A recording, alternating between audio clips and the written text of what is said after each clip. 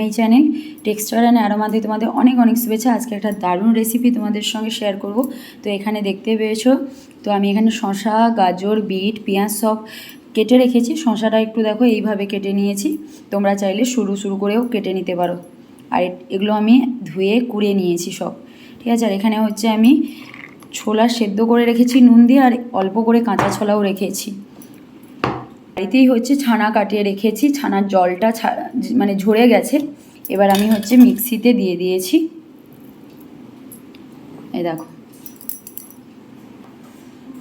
এখানে হচ্ছে আমি দই, টক দই, এটাও জল ঝারিয়ে আমি রেখেছি। 2 চামচের মতন এখানে দিয়ে দিচ্ছি। এর মধ্যে আমি হচ্ছে শুকনো লঙ্কা গোটা দিয়ে দিচ্ছি, আর কাজু থাকলে গোটা দিয়ে দেবে। আমি কাজু হচ্ছে গুঁড়ো করে রেখেছি, এই জন্য এর মধ্যে আমি দেবো না। দিয়ে এটা ভালো করে একটু মিক্সিতে পেস্ট করে নেব। আমি হচ্ছে এই যে মিক্সিতে পেস্ট করে নিয়েছি। এবার কি করব তোমরা দেখে রেখেছি। তো আমি এর মধ্যে হচ্ছে একটু অল্প করে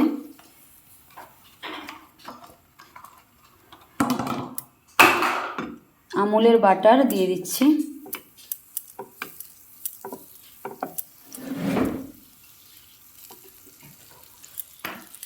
এখানে আমি ছোলাটা এর মধ্যে আমি দিয়ে দিচ্ছি, দিয়ে হালকা একটু ফ্রাই করে নেব। আমি নুন দিয়ে রেখেছি, এই জন্য আর নুন দিচ্ছি না।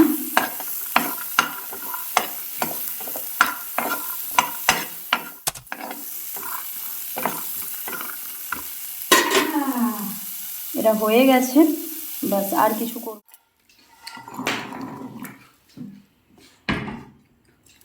কাঁচা ছোলাটা দিয়ে দিচ্ছি এর মধ্যে। এবার একে একে হচ্ছে আমি সব কেটে রাখা শসা, পেঁয়াজ, বিট, গাজর এগুলো দিয়ে দিচ্ছি। দিয়ে এবার একটু মিশিয়ে নেব। তো এটাই গুঁড়ো করে রেখেছি, এই যে কাজু বাদামের গুঁড়োটা আমি এর মধ্যে দিয়ে দিচ্ছি।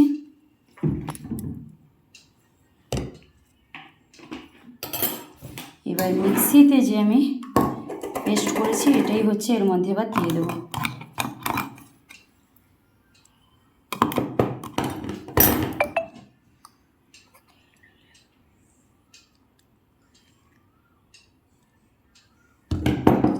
লাগলে আমি আবার দেবো।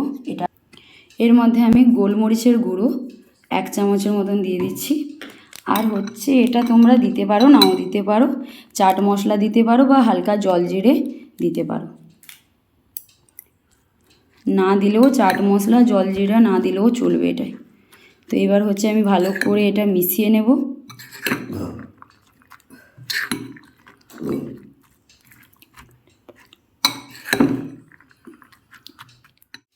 এখানে আমি নুন হচ্ছে স্বাদ অনুযায়ী দিয়ে দিচ্ছি,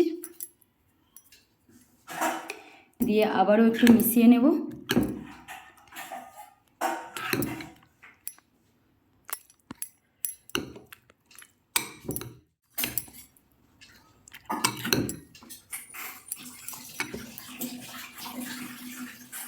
হয়ে গেছে, কত সুন্দর লাগছে দেখো। এইভাবে যদি স্যালাড বানিয়ে খাও গরমে, পুরো এত হেলদি অ্যান্ড এত টেস্টফুল, মানে না খেলে বিশ্বাস করবে না। আর এটা অনেকক্ষণ কিন্তু পেটকে মানে অনেকক্ষণ পেট ভার করে রাখে। যদিও এটা বাচ্চাদেরও দিতে পারো, খুবই হেল্পফুল একদম বাচ্চাদের জন্য।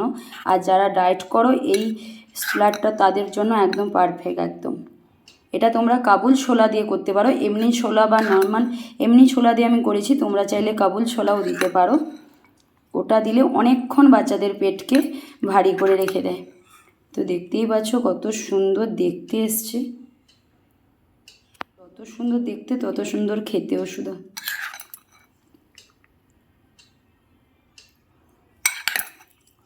তো এই রেসিপি যদি তোমাদের ভালো লাগে তাহলে অবশ্যই একটু লাইক করো, শেয়ার করো, সাবস্ক্রাইব করো, আর পাশে থাকা বেল আইকন বাটনে হচ্ছে ক্লিক করে নিও। তাহলে আমার ভিডিও সবার প্রথম তোমাদের কাছে পৌঁছে যাবে।